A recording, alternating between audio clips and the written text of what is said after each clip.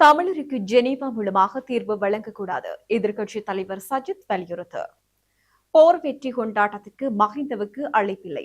மனோஜ் கமகே தெரிவிப்பு. இந்தியாவுடனான பாலமூடாக இலங்கைக்கு பெரும் நன்மைகள் கிட்டும். ஆய்வில் தகவல். டாலருக்கு நிகரான ரூபாயின் பெறுமதி மீண்டும் வீழ்ச்சி. பயங்கரவாதத்துக்கு நிதியளிப்பதை தடுக்கும் சட்டம் மூலம் அரசமைப்புக்கு உட்பட்டதே. உயர் நீதிமன்றம் தீர்ப்பு. மின்சார கட்டணம் திருத்தப்படாது. பலசக்தி அமைச்சர் அறிவிப்பு. மதவெறுப்புணர்வால் மூவரை சுட்டுக் கொன்ற 11 வயதினர். வணக்கம், இது யூரோப் தமிழின் இரவு நேர பிரதான செய்திகள். செய்திகளோடு இணைந்திருக்கும் நான் மோபிகா சாந்தகுமார்.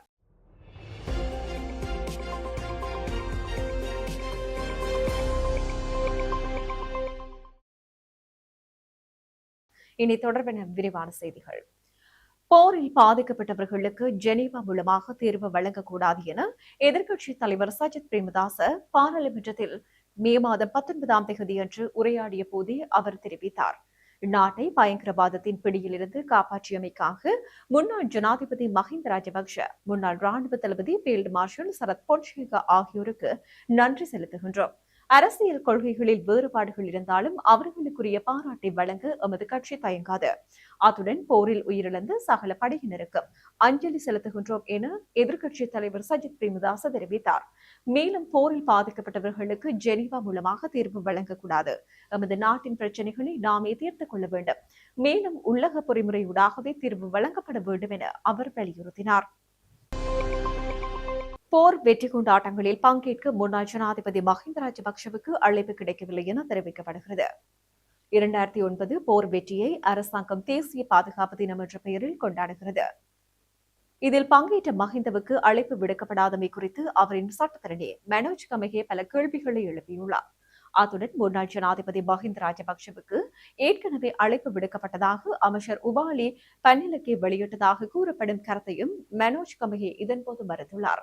தேசிய மக்கள் சக்தி அரசாங்கத்தினால் நடத்தப்படும் இந்த நிகழ்வில் கலந்து கொள்வதற்கான எந்த ஒரு அழைப்புதலும் முன்னாள் ஜனாதிபதிக்கு இதுவரை கிடைக்கவில்லை என சட்டத்தரணி மனோஜ் கமகே குறிப்பிட்டார். அத்துடன் பொது மக்களை தவறாக வழிநடத்த வேண்டாம் என அமைச்சர் உபாலி பன்னிலங்கேவை தாம் கேட்டுக் கொள்கின்றார் எனவும் குறிப்பிட்டார். இந்திய மற்றும் இலங்கையை இணைக்கும் வகையில் முன்மொழியப்பட்டுள்ள பாலமூடாக இலங்கைக்கு மிக பெரும் பொருளாதார நன்மைகள் கிடைக்க வாய்ப்புள்ளது என மாற்றுக் கொள்கைகள் நிலையம் தெரிவித்துள்ளது. இது தொடர்பில் அந்த அமைப்பு வெளியிட்டுள்ள விளக்கறிக்கையில், வலுவான தரைவழி தொடர்பானது இரு நாடுகளுக்கு இடையிலான வர்த்தகம், சுற்றுலா மற்றும் பிராந்திய வளர்ச்சியை முற்றிலும் மாற்றியமைக்கும்.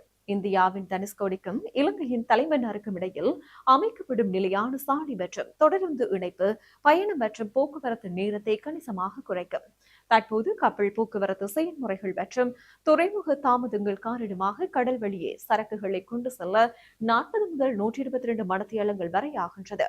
ஆனால் முன்மொழியப்பட்டுள்ள தரைவழி பாதை மூலம் இந்த சரக்கு போக்குவரத்தை அதிகபட்சமாக 9 மணித்தியாலங்களுக்குள் நிறைவு செய்ய முடியும். இந்தியாவின் கேரளாவில் புதிதாக உருவாக்கப்பட்டுள்ள வலிஞ்சம் துறைமுகம் உள்ளிட்ட பிராந்திய போட்டிக்கு மத்தியில் இந்த பாலம் கொழும்பு துறைமுகத்தின் போட்டித்திறனை மேலும் உயர்த்தும்.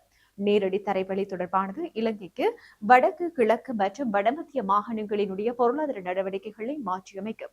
2034ஆம் ஆண்டளவில் $1,00,000 கோடி பொருளாதாரமாக உருவெடுக்கும் என கணிக்கப்பட்டுள்ள தென்னிந்தியாவின், குறிப்பாக தமிழ்நாட்டின் பொருளாதாரத்துடன் இந்த மாகாணங்களினுடைய வணிகங்கள் நேரடியாக இணைவதற்கும் பிராந்தியத்தின் தொழில் வளர்ச்சிக்கும் தரைப்பாலம் வழிவகுக்கும். குறைந்த செலவிலான தரைவழி அணுகல் காரணமாக இலங்கைக்கு வரும் சுற்றுலா பயணிகளினுடைய எண்ணிக்கை அதிகரிக்கும். இது பின்தங்கிய பிராந்தியங்களில் வேலை வாய்ப்புகளை உருவாக்கி உள்நாட்டு பொருளாதாரத்தை ஊக்குவிக்கும். இந்த திட்டத்தில் உள்ள சாதகமான அம்சங்களை பட்டியலிடப்பட்டுள்ள மாற்றுக் கொள்கைக்கான அறிக்கை சில முக்கிய எச்சரிக்கைகளையும் விடுத்துள்ளது. பாக்கு நீரிணை மற்றும் ஆதாம்பாலம் ஆகியவற்றை சுற்றியுள்ள பகுதிகள் மிகவும் உணர்திறன் வாய்ந்த கடல்சார் சுற்றுச்சூழல் அமைப்புகளையும் வனவிலங்கு வாழ்விடங்களையும் கொண்டுள்ளன. ஆகவே இந்த திட்டத்தை முன்னோக்கி நகர்த்துவதற்கு முன்னர் விரிவான சூழலில் தாக்க மதிப்பீடு செய்யப்பட வேண்டும் எனவும் கூறப்பட்டுள்ளது. அமெரிக்க டாலருக்கு நிகரான இலங்கை ரூபாவின் பெறுமதி மீண்டும் வீழ்ச்சியடைந்துள்ளது என இலங்கை மத்திய வங்கி அறிவித்துள்ளது. மத்திய வங்கி இன்று வெளியிட்டுள்ள உத்தியோகபூர்வ தினசரி நாணய மாற்று வீத அறிக்கையின்படி அமெரிக்க டாலர் ஒன்றின் கொள்வனவு விலை 328.23 பதிவாகியுள்ளது. இதேவேளை அமெரிக்க டாலரின் விற்பனை விலை 338.07 உயர்ந்துள்ளது. சர்வதேச சந்தை மாற்றங்கள், இறக்குமதி தேவைகள் மற்றும் உள்நாட்டு பொருளாதார நிலைமைகள் ஆகியவற்றின் தாக்கத்தால் நாணய மாற்று விகிதங்களில் தொடர்ச்சியான ஏற்றத்தாழ்வுகள் ஏற்பட்டு வருகின்றது என தெரிவிக்கப்பட்டது. இதனிடையே ரூபாயின் மதிப்பு சரிவு நீண்ட குறுகிய கால தாக்கங்களை ஏற்படுத்தும் என ஏற்றுமதியாளர்கள் தெரிவிக்கின்றனர். சர்வதேச ரீதியாகவும் உள்நாட்டிலும் பெரும் எதிர்பார்ப்பை ஏற்படுத்தியிருந்த பயங்கரவாதத்துக்கு நிதி அளிப்பதை தடுக்கும் உடன்படிக்கை திருத்த சட்டம் மூலம் நாட்டின் அரசமைப்புக்கு முழுமையாக இணங்கக்கூடிய வகையில் அமைத்துள்ளது என உயர் நீதிமன்றம் தீர்ப்பளித்தது. இந்த தீர்ப்பு விவரத்தை சபாநாயகர் ஜெகத் விக்ரமரத்ன இன்றைய தினம் காலை பாராளுமன்ற அமர்வு ஆரம்பமான போது உத்தியோகபூர்வமாக சபைக்கு அறிவித்தார். இதேவேளை அரசமைப்பின் 121 முதலாம் பிரிவின் கீழ் இந்த சட்டமூலத்தின் சில பிரிவுகளுக்கு எதிராக உயர்நீதிமன்றத்தில் சவால் விடுத்து மனுக்கள் தாக்கல் செய்யப்பட்டிருந்தன. இந்த மனுக்கள் மீதான பரிசீலனைகளை தொடர்ந்தே உயர்நீதிமன்றம் இந்த முக்கியத்துவம் வாய்ந்த தீர்ப்பை வழங்கியது. இது குறித்து சபாநாயகர் பாராளுமன்றத்தில் மேலும் விளக்குகையில், பயங்கரவாதத்துக்கு நிதியளிப்பதை தடுக்கும் உடன்படிக்கை திருத்த சட்டம் மூலமானது ஒட்டுமொத்தமாகவும் அதேபோன்று அதில் உள்ளடக்கப்பட்டுள்ள ஒவ்வொரு தனித்தனி விதிகளுக்கும் இலங்கை அரசு எந்த ஒரு பிரிவுக்கும் முரணாக அமையவில்லை என உயர்நீதிமன்றம் திட்டவட்டமாக முடிவு செய்தது. எனவே இந்த சட்டமூலத்தை பாராளுமன்றத்தில் நிறைவேற்றுவதற்கு எந்தவித அரசமைப்பு தடைகளும் இல்லை என்பதை உயர்நீதிமன்றம் உறுதிப்படுத்தியுள்ளது. மேலும் இதற்கமைய இந்த புதிய சட்டமூலமானது பாராளுமன்றத்தில் சாதாரண பெரும்பான்மையுடன் விவாதத்துக்கு எடுத்துக் கொள்ளப்பட்டு நிறைவேற்றப்படுவதற்கு வழிவகை ஏற்பட்டுள்ளது எனவும் தெரிவிக்கப்பட்டுள்ளது. எதிர்வரும் செப்டம்பர் மாதம் வரை மின்சார கட்டணங்களில் எந்தவித மாற்றங்களும் ஏற்படுத்தப்படாது என வலுசக்தி அமைச்சர் அனுர் கருணாதிலக்க தெரிவித்தார். அரசாங்க தகவல் திணைக்களத்தில் இன்று நடத்திய செய்தியாளர் சந்திப்பிலேயே அவர் மேற்கொண்டுமாறு தெரிவித்தார். ரூபாயின் பெறுமதி வீழ்ச்சியடைவது எரிபொருள் விலையில் மிகப்பெரிய தாக்கத்தை செலுத்துகிறது. எனினும் அதனை அடிப்படையாக கொண்டு மின்சார கட்டணங்களில் மாற்றங்கள் ஏற்படுத்தப்பட மாட்டாது எனவும் செப்டம்பர் மாதம் வரை மின்சார கட்டணத்தில் திருத்தங்களில் எனவும் தெரிவித்தார்.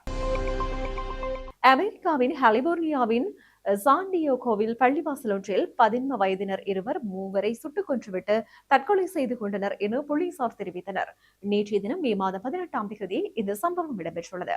மதவெறுப்புணர்வே இந்த துப்பாக்கிச் சூட்டுக்கு சம்பவத்துக்கு பிரதான காரணம் என்று சொல்லி போலீசார் தெரிவித்திருக்கின்றனர். இந்த சம்பவத்தில் கொல்லப்பட்டவரின் 3 பெயர்களும் வெளியிடப்படவில்லை என்பதும் குறிப்பிடத்தக்கது. செய்திகளின் நிறைவாக மீண்டும் தலைப்புச் செய்திகள். தமிழருக்கு ஜெனீவா மூலமாக தீர்வு வழங்கக்கூடாது, எதிர்க்கட்சித் தலைவர் சஜித் வலியுறுத்து. போர் வெற்றி கொண்டாட்டத்திற்கு மஹிந்தவுக்கு அழைப்பில்லை, மனோஜ் கமகே தெரிவிப்பு. இந்தியாவுடனான பாலமூடாக இலங்கைக்கு பெரும் நன்மைகள் கிட்டும், ஆய்வில் தகவல். டாலருக்கு நிகரான ரூபாயின் பெறுமதி மீண்டும் வீழ்ச்சி. பயங்கரவாதத்துக்கு நிதியளிப்பதை தடுக்கும் சட்டம் மூலம் அரசமைப்புக்கு உட்பட்டதே, உயர் நீதிமன்றம் தீர்ப்பு. மின்சார கட்டணம் திருத்தப்படாது, பலசக்தி அமைச்சர் அறிவிப்பு. மதவெறுப்புணர்வால் 3 சுட்டுக் கொன்ற 15 வயதினர்.